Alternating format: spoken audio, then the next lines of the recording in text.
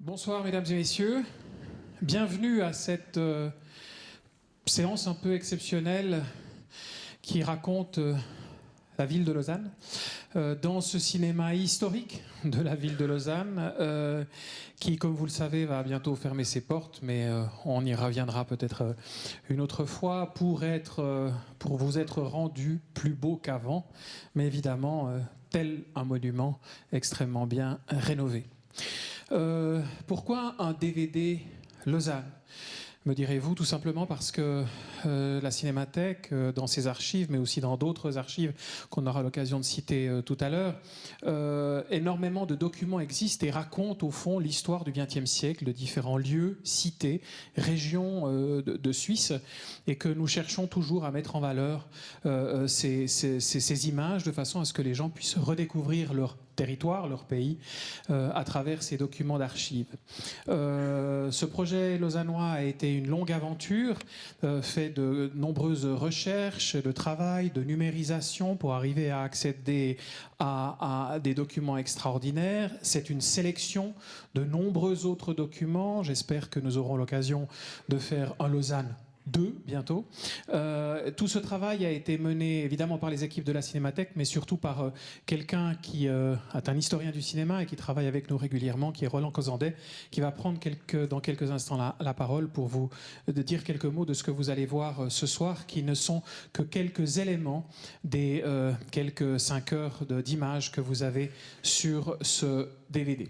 Alors, ce DVD a été rendu possible grâce au soutien de la ville de Lausanne et pas d'un seul service, mais évidemment du service de la culture, du service de l'urbanisme, des bibliothèques et archives, de la fondation Coromandel, de la fondation de Famille Sandeau, de l'association Mémoire de Lausanne, du centre patronal, de l'Institut Lumière également, de Mémoriave, qui a soutenu la numérisation de certains des films, et évidemment des collaborateurs de l'ACS, et du pianiste et compositeur Enrico Camponovo, que vous allez retrouver dans quelques instants au piano. Rassurez-vous, c'est pas moi qui vais jouer et faire de la musique sur les films muets. Et j'ai le plaisir, pour commencer cette soirée, de passer la parole à monsieur le syndic de Lausanne, Grégoire Junot.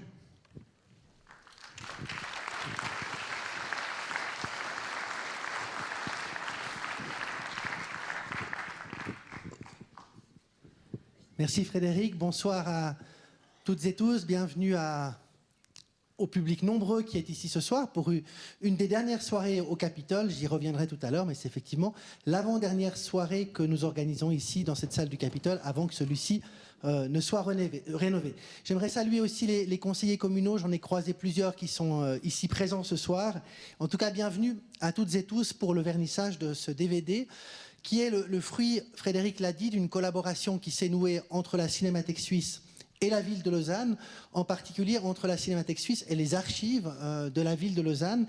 Et je dirais, ce projet qui voit aujourd'hui le jour, c'est d'abord un bel hommage à cette profession d'archiviste qu'on n'a pas souvent l'occasion d'honorer ici, peut-être un petit peu plus souvent du côté de la Cinémathèque suisse, mais c'est vrai, pas très souvent du côté de la ville de Lausanne. Et je crois que c'est peut-être le premier mérite et le premier hommage de ce DVD que vous allez découvrir, que de rendre hommage à cette profession que sont les archivistes, que sont les conservateurs des archives filmiques, qui finalement ont rendu ce projet possible, dont les travaux, dont l'abnégation, l'engagement nous fournissent des images qui nous donnent à rêver, et c'est l'objet de ce DVD. Donc j'aimerais en tout cas leur rendre hommage ici et remercier très sincèrement à la fois les archives de la ville de Lausanne et la Cinémathèque suisse pour ce très beau coffret que vous allez découvrir ce soir. Et puis bien sûr, ce coffret, c'est aussi un hommage plus direct à la Cinémathèque suisse qui a joué un rôle extrêmement important dans la place du cinéma dans cette ville. On a eu l'occasion il y a quelques semaines de rendre hommage à Freddy Buach dans les locaux de la Cinémathèque à Montbenon. Ça a été l'occasion de rappeler à quel point cette histoire est à la fois une histoire récente, mais à quel point l'engagement, notamment de Freddy Buach, a été un engagement majeur pour la Cinémathèque suisse, pour les archives filmiques suisses en général, pour le cinéma suisse, mais aussi pour Lausanne. La Cinémathèque est une institution qui compte énormément dans cette ville et qui a beaucoup fait pour que cette ville soit une ville de cinéma, une ville de cinéastes, mais aussi bien sûr une ville d'histoire du cinéma avec l'une des cinémathèques qui est devenue en très peu de temps finalement la 6e plus grande institution au monde, ce qui n'est pas rien pour un pays comme la Suisse. C'est donc le 2e hommage, c'est celui à la cinémathèque. Et puis le 3e hommage, bien sûr, c'est un hommage à Lausanne, qu'est ce DVD, à cette ville que nous chérissons tous, que nous aimons. On est ici tous là ce soir aussi pour ça. Et j'aimerais dire à quel point ce film est de ce point de vue, ce projet est de ce point de vue-là important. À quel point c'est important, et j'en suis convaincu, d'avoir aussi un regard sur le passé à un moment où Lausanne connaît des mutations et des développements extrêmement importants sur le plan urbanistique, sur le plan des transports, sur le plan sportif, sur le plan culturel, sur le plan de la politique du logement. Les mutations sont extrêmement importantes aujourd'hui dans cette ville, et c'est extrêmement important pour pouvoir se projeter dans l'avenir, pour pouvoir concevoir le développement d'une ville, d'avoir aussi quelques points d'ancrage, d'avoir quelques références, et ce DVD y contribue très largement. Il s'inscrit d'ailleurs aussi largement dans la volonté de la ville aujourd'hui d'honorer, de respecter mieux le patrimoine que nous ne l'avons parfois fait par le passé. Et c'est bien sûr un clin d'œil, ce film, vous le verrez, à notre patrimoine bâti, urbanistique, architectural, mais aussi à un patrimoine plus immatériel, le patrimoine culturel, social ou économique de Lausanne qu'on découvre à travers ce film. Et vous serez sans doute ému, comme je l'ai été en découvrant ces images, de voir des images du Capitole en 1928, de voir des matchs du Lausanne Sport dans un stade plein, de voir les funérailles du général Guisan, de voir aussi l'inauguration de la piscine de Bellerive, des bains de Bellerive, de la patinoire de Montchoisy dans les années 30. Des souvenirs sans doute pour les plus anciens, les plus âgés d'entre vous ici ce soir, des découvertes pour les plus jeunes, mais pour tous, c'est un DVD qui maintient un rêve éveillé. Et j'aimerais dire aussi que vous découvrirez dans ce film à quel point l'effervescence sportive que vit Lausanne aujourd'hui, avec l'inauguration de la patinoire de Malais il y a quelques mois, l'inauguration du stade de football au printemps prochain, de la future piscine olympique dans une année environ, n'est pas finalement sans rappeler les années 30, durant lesquelles, en quelques années, Lausanne a inauguré un vélodrome, alors on n'a pas de vélodrome pour le coup, une piscine, les bains de Bellerive et la patinoire de Montchoisy. Il y a une seule différence quand même, c'est qu'en 1928, lorsqu'il a s'agi d'inaugurer la patinoire, l'ensemble des autorités ont chaussé les patins, ce qui n'a été le cas ni du Conseil d'État, ni de la municipalité cet automne à Malais pour l'inauguration de la Vaudoise Arena. Et puis j'aimerais terminer sur un point qui est peut-être l'élément qui vous marquera le plus à la découverte de ce DVD, c'est à quel point notre rapport au temps a changé. Vous verrez dans ces films d'archives de très nombreux documentaires publicitaires, des films publicitaires qui vantent les atouts de la ville de Lausanne. Certains durent une trentaine de minutes. Je vous laisse imaginer aujourd'hui un film publicitaire qui dure plus de 30 minutes. Après 2 minutes, les publicitaires baillent déjà. Et c'est vrai qu'aujourd'hui, on produit des supports qui durent entre 30 secondes et 2 minutes. Et c'est peut-être l'enseignement le plus fort de ce DVD, c'est de voir à quel point notre rapport au temps a évolué au cours de ces dernières années. Et je citerai pour cela le film, bien sûr, qui a été l'hommage à Freddy Buach de Jean-Luc Godard, qui est bien sûr dans ce DVD, qui date du début des années 80. Et j'aimerais quand même relever l'audace de la municipalité de l'époque de confier à Jean-Luc Godard un film publicitaire sur Lausanne. Alors, ce n'est pas tout à fait le résultat, mais c'était l'objectif au départ, et c'est, je crois, à la fois un très bel hommage à la ville et un très bel hommage, bien sûr, aussi à Freddy Buach. Et puis, je terminerai par ce qui n'est plus un rêve, mais bien une réalité, effectivement, ce cinéma Capitole, dont c'est l'avant-dernière projection publique. La prochaine aura lieu le 13 décembre prochain. Pour voir, ce ne sera pas tout à fait du Godard, ce sera les Bronzés font du ski, pour célébrer les fêtes de Noël. Ensuite, la salle sera encore ouverte pour quelques projections scolaires durant les Jeux de la jeunesse. Elle sera aussi ouverte au mois de mars pour le festival des rencontres du 7e art. Pour le reste, nous avons mission d'en préserver au maximum la ventilation et le chauffage, ce qui fait que nous n'ouvrirons plus. Mais les travaux vont pouvoir bientôt débuter puisque la municipalité a voté les crédits nécessaires. La commission du conseil communal les a approuvés tout récemment à l'unanimité et le conseil communal va se prononcer tout prochainement de manière à ce qu'on puisse rénover cette salle, construire une deuxième salle en sous-sol, une petite salle, et réunir sur ce site l'ensemble des activités de la Cinémathèque suisse pour faire de ce lieu une maison du cinéma dans le respect, bien sûr, le plus strict du patrimoine. C'est donc une des dernières soirées que vous vivez ici, et quand vous y reviendrez, ce sera dans un cinéma tout neuf, mais qui ressemblera terriblement à celui-ci. Voilà, je vous souhaite à toutes et tous une très belle soirée. Tous mes voeux aussi pour les fêtes de fin d'année. Merci beaucoup et bonne projection.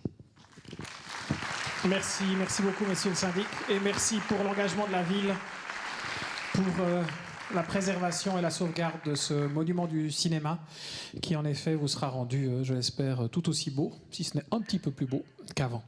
Et j'ai le plaisir maintenant de passer donc la parole à l'historien qui a été la cheville ouvrière de ce projet qui a duré longtemps parce que la matière est immense, il a fallu choisir dans cette matière, il a fallu écrire sur cette matière.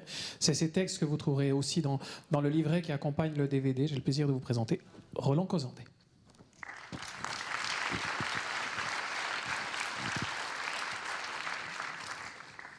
Par quoi est-ce que je vais commencer ? Je vais commencer par le début, puisqu'on est à la fin, dernière séance ou avant-dernière séance. Quand fin décembre 1928, ce cinéma ouvre, après peu de mois de chantier, c'était un chantier extrêmement rapide. À votre gauche, il y avait un orgue de cinéma. Ce soir, il y a Enrico Camponovo qui tient la place de l'orgue. L'orgue de cinéma était tenu par Georges Kramer, dont on raconte qu'il n'osait pas trop dire qu'il était le titulaire de l'orgue du Capitole parce qu'il était celui de l'église anglicane à 300 mètres d'ici. Je pense que c'est une légende parce que Georges Kramer a passé les 10 premières années de sa jeune carrière de musicien professionnel à faire les endroits où les musiciens gagnent leur vie, c'est-à-dire faisant du jazz ici, faisant de l'orgue là, et finissant après sa période du Capitole par devenir le Georges Kramer que les spécialistes ou les amateurs d'orgue connaissent peut-être pour son rayonnement lausannois et au-delà. Et puis, un cinéma, contrairement à ce qu'on croit, on croit deux choses des cinémas. On croit d'un côté que les cinémas sont urbains, et celui-là, plus urbain que ça, c'est pas possible. Mais il faut savoir que les cinémas sont aussi bien urbains que campagnards et qu'une densité dès les années 10, les salles de cinéma se répartissent aussi bien ruralement qu'urbainement. Mais c'est aussi un deuxième lieu commun qu'on a sur les cinémas, c'est que les cinémas sont des lieux de cinéma. Or, les cinémas ne sont pas que des lieux de cinéma, ne l'ont jamais été et ne le sont toujours pas. C'est-à-dire qu'ils sont souvent multivalents. Et pendant la guerre, on a entendu l'orchestre de la Suisse romande ici, des concerts très vite dans les années 30. Et dans les années 40, le mythe lausannois de l'après-guerre rappelle souvent la présence de Jean-Paul Sartre en juin 1947. Je ne sais pas, il était peut-être là, en train d'exposer sa conception de l'existentialisme, commentée après parmi les bellétriens surtout par André Gors, qui fait une visite un séjour extrêmement marqué pour cette génération-là, qui sera la génération des gens qui seront mes professeurs un peu plus tard en littérature ou autre. Le cinéma, j'ai oublié à propos d'Enrico Camponovo, que les Enrico Camponovo de l'époque ont joué pendant 16 mois de l'orgue, enfin Kramer a joué pendant 16 mois, puisque ce cinéma est fait à la fin du cinéma muet et qu'il a dû très rapidement, et ça sera le cas en juin 1930, devenir sonore. Voilà pour le début. Maintenant, je me suis dit que dans les recherches qu'on peut faire, et j'aimerais bien d'abord souligner le fait que ces recherches ne sont pas mon seul fait, et qu'elles remontent à au moins 3 sources. Et si je fais la chronologie inverse, la première, c'est en 2014, dans cette même salle, une nuit des musées, qui a réuni pendant une journée un programme presque expérimental. Qu'est-ce qu'on pouvait bien faire si on s'essayait à utiliser le matériel qu'on pouvait montrer en 2014. Et c'est un premier essai.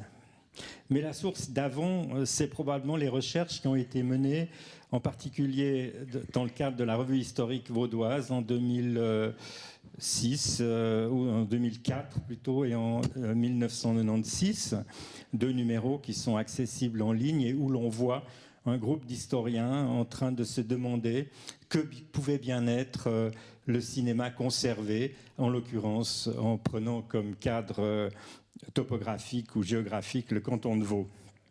Et si on recule encore, je pense que tout au début de cette démarche-là, dont ce soir et le coffret est un aboutissement, on a une exposition dont certains peut-être se souviennent encore, 1939, la vie culturelle en Suisse romande entre les deux guerres, qui est une exposition qui a donné pour la première fois sous ce plan-là une place au cinéma.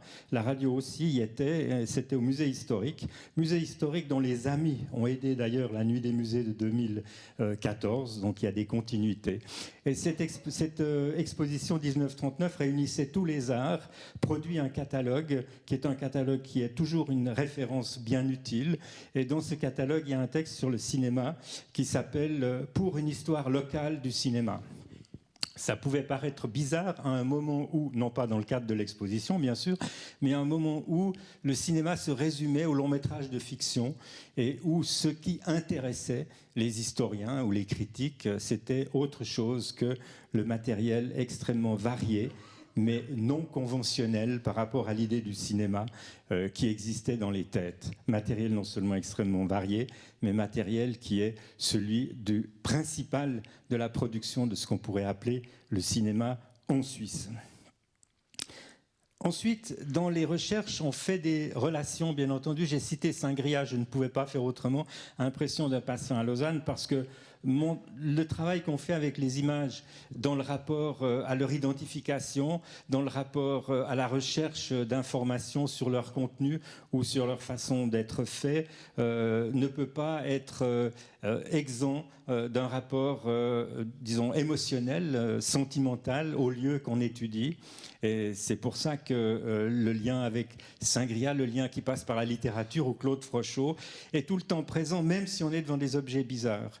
Et la plus grande bizarrerie, pour moi, pour avoir regardé un certain nombre de films de l'Office du tourisme que je n'aurais jamais regardé du temps où j'étais cinéphile et programmateur de ciné-club de longs métrages de fiction, ça a été de voir que moi aussi, j'aurais raconté à des amis qui venaient à Lausanne à peu près les mêmes choses que je voyais dans les films destinés aux Américains. Qu'est-ce qui est bien chez vous ?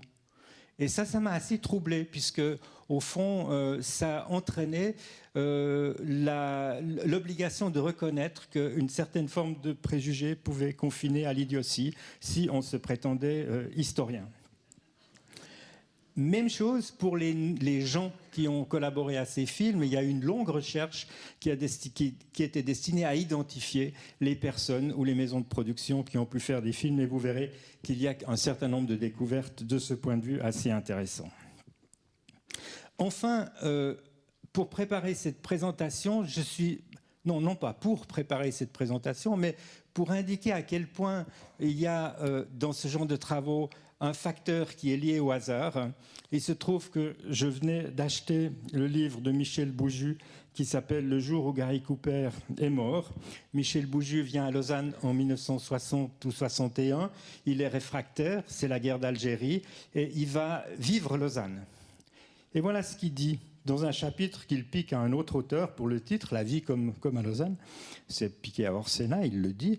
« Mon arrivée en gare de Lausanne dans la douceur d'un jour de l'été 1961.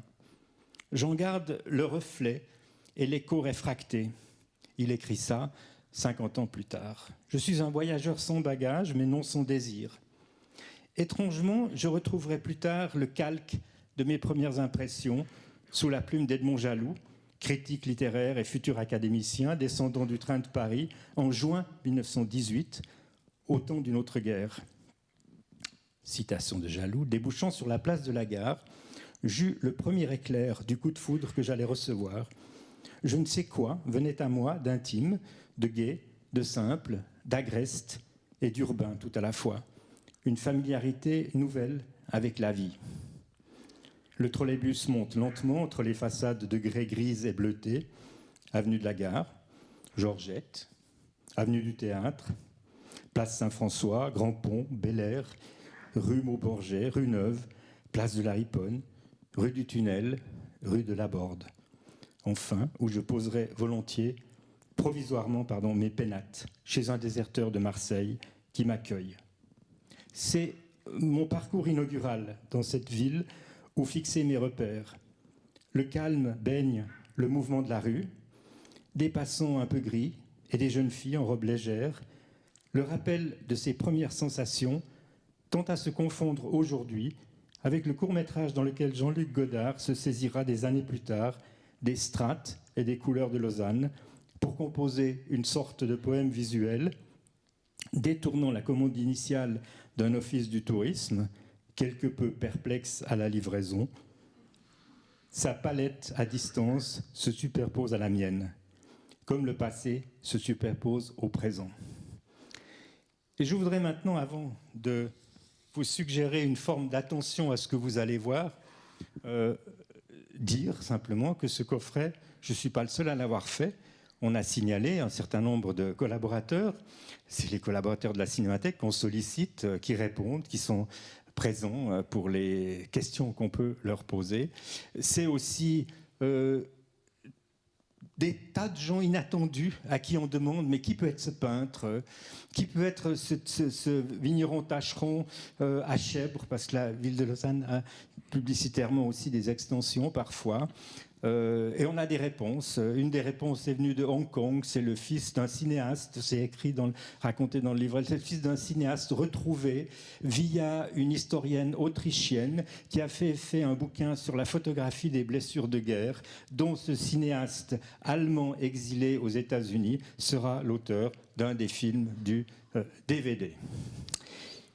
Et parmi toutes les personnes que j'aimerais nommément remercier, il y a un compagnon de route, parce que depuis les moments que j'ai énumérés comme étant, à mes yeux, la source de ce que vous allez voir ici, il y a le compagnonnage avec Michel Dain de la Cinémathèque suisse, qui est la mémoire de l'archive lausannoise telle qu'elle est conservée à la Cinémathèque. Si tu es là, merci Michel.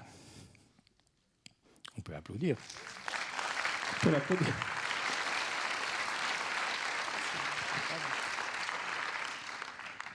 Alors pour terminer, vous n'avez pas le programme sous les yeux.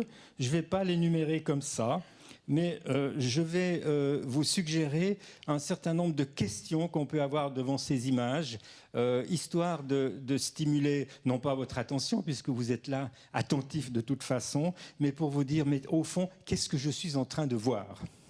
Alors, on peut se demander, par exemple, qu'est-ce que c'est ce bâtiment qu'on voit à gauche de ce film-là, le premier, devant l'église Saint-François ? On peut aussi se demander, pour le film suivant, mais que vient faire le savant dans cette histoire ? On peut s'étonner que sur le film qui s'appelle Lausanne, 1916, dont vous verrez toute l'actualité, un appendice qui n'a rien à voir avec le film, qui est resté là et qui sera vaillamment accompagné, héroïquement accompagné au piano, mais qui est le fragment d'un autre film où une bande de moustachus avec des chapeaux haute forme se rendent du château, de la place du château à la cathédrale. Vous verrez pourquoi, il y a un intertitre qui l'explique.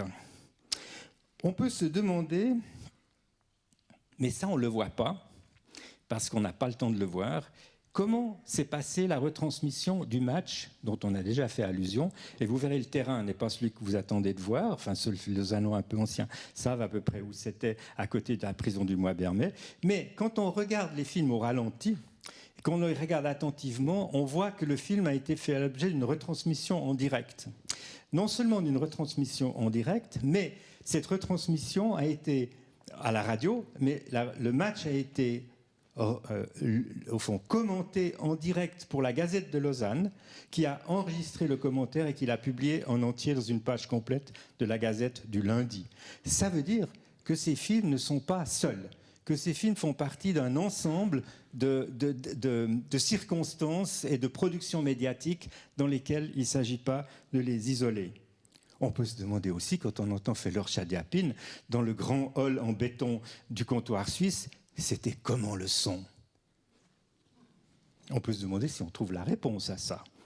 Je vous oblige de lire le coffret, le livret, pour vous demander si la réponse a été trouvée. Système V, qu'est-ce qu'elle vient faire dans cette histoire, Pauline Carton? Pauline Carton, ça fait rire déjà, même quand on ne connaît pas, parce qu'elle s'appelle Pauline Carton. Mais en plus, pourquoi elle est là?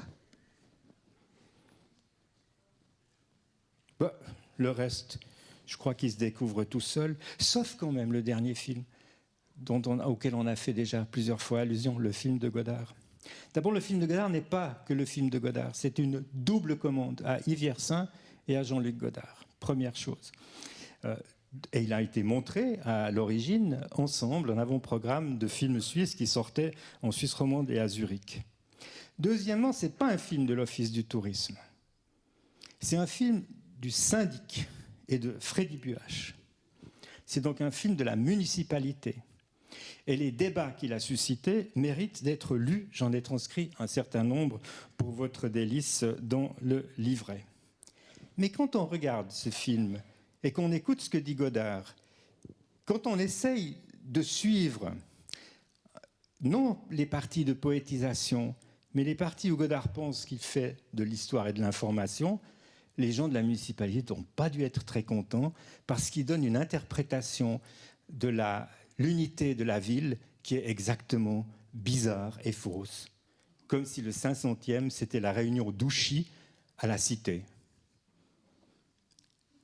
Et puis, une dernière chose, ne vous étonnez pas de lire dans un sous-titre de film publicitaire destiné au marché américain, sous-titre qui a été fait pour le DVD, là où l'Office du tourisme a voulu qu'on dise aux Anglais Lake Geneva, la traduction traduit évidemment Lac Clément.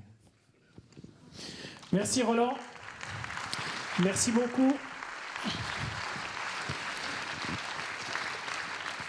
Et voilà, comme dans un bon spectacle de variété, comme ils avaient lieu ici dans cette salle, puisque avant les projections, dans la tradition du cinéma Capitole, il y avait des petits spectacles de variété avec piano parfois rajouté à côté de l'orgue de cinéma qu'évoquait Roland Cozandet. Eh bien, pour tous les films muets que vous allez voir maintenant, nous avons le plaisir d'accueillir Enrico Camponovo qui va se mettre au piano. Je vous prie de l'applaudir, le voilà.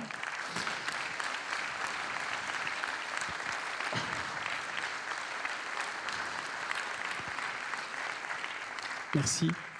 Et avant de lui laisser le piano, vous dire tout d'abord que c'est aussi ces compositions que vous allez entendre sur le DVD, puisqu'on les a aussi préenregistrées pour le DVD à la salle Paderewski de l'autre côté, qui est une meilleure salle de concert qu'ici même.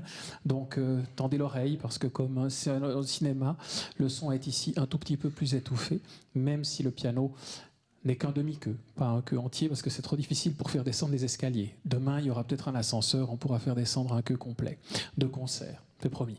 Dernière chose, deux petites choses encore. Vous signalez que le DVD est en vente à la sortie pour le prix spécial de 25 francs au lieu de 29 à partir de demain, donc précipitez-vous. Vous avez entendu, toutes les réponses à vos questions s'y trouvent.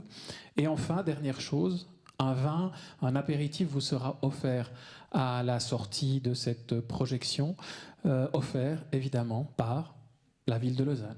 Bonne projection, merci. Enrico, à toi.